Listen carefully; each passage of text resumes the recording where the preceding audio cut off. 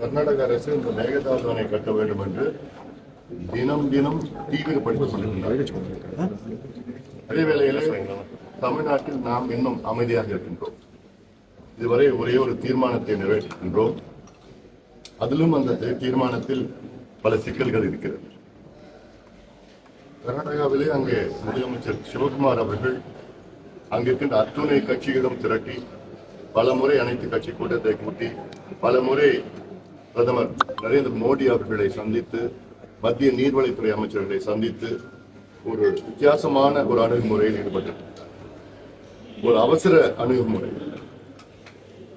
அந்த அடிப்படையில் இன்று கர்நாடகாவில் உள்ள வனவிலங்கு வாரியம், கர்நாடகா வைல்ட் லைஃப் போர்டு என்பது அங்கே மேகதாது அணை கட்டும் இடத்திலே ஆய்வுகளை நடத்தி கொண்டிருக்கிறது.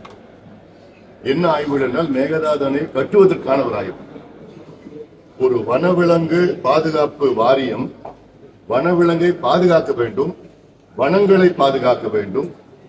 ஆனால் அதை எதிர்த்து அங்கே மேகதாது அணை கட்டலாமா என்று பல இடத்திலே 30 மீட்டர் கிட்டத்தட்ட 100 அடி ஆழமான ஆழ்துளை கிணறுகளை தோண்டி அங்கே ஆய்வுகள் நடத்தி இது தாங்குமா, அணை கட்ட முடியுமா, எத்தனை மரங்கள் இருக்கிறது, எத்தனை மரங்கள் அழியும், எத்தனை வன விலங்குகள் இருக்கிறது, எத்தனை புலிகள் இருக்கிறது, எத்தனை யானைகள் இருக்கிறது, அது என்ன பாதிப்பு எல்லாமே இதை ஆய்வுகள் நடத்தி கொண்டிருக்கிறார்கள் என்று. ஆனால் நாம் அமைதியாக இருக்கின்றோம். முதலமைச்சர் அவர்கள் உடனடியாக இதுக்கு அனைத்து கட்சி கூட்டத்தை கூட்டி அவசரமாக இந்த பிரச்சனை எடுக்க வேண்டும். அதுக்கப்புறம் நம்ம விட்டுட்டு அவங்க அணை கட்டி பூமி பூஜை போட்டாங்கன்னு நிறுத்த முடியாது. எவ்வளவு சட்டங்கள் இருக்கிறது, தீர்வுகள் இருக்கிறது, தீர்ப்புகள் இருக்கிறது. உச்சநீதிமன்றம், நடுவர் மன்றம் தீர்ப்பு நமக்கு சாதகமா தான் இருக்கு. ஆனா கர்நாடகா உச்சநீதிமன்ற தீர்ப்பையோ சரி நடுவர் மன்ற தீர்ப்பையோ எதையும் மதிப்பது கிடையாது.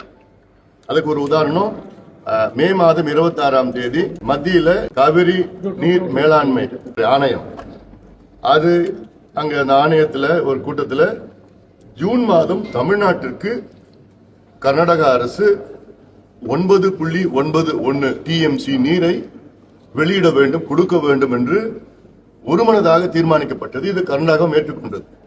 ஆனால் ஜூன் மாதம் இறுதியிலே நமக்கு கிடைத்த நீர் வெறும் 2.91 டிஎம்சி.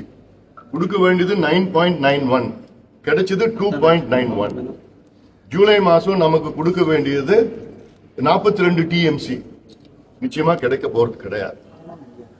மேட்டூர் அணை 93 டிஎம்சி கொள்ளளவு கொண்ட மேட்டூர் அணையில் 40 டிஎம்சி தான் இருக்கு. இது வெறும் குடிக்கிறதுக்கு தான், குடிநீருக்கு மட்டும்தான் பயன்படுத்த முடியும், பாசனத்துக்கு கிடையாது.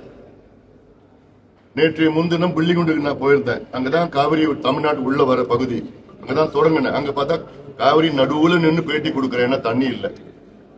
ஜூலை மாசத்துல தண்ணி வெள்ளமா வரணும், மேட்டூர் அணை நிரம்பி இருக்கணும், ஜூன் 12 திறந்து இருக்கணும்.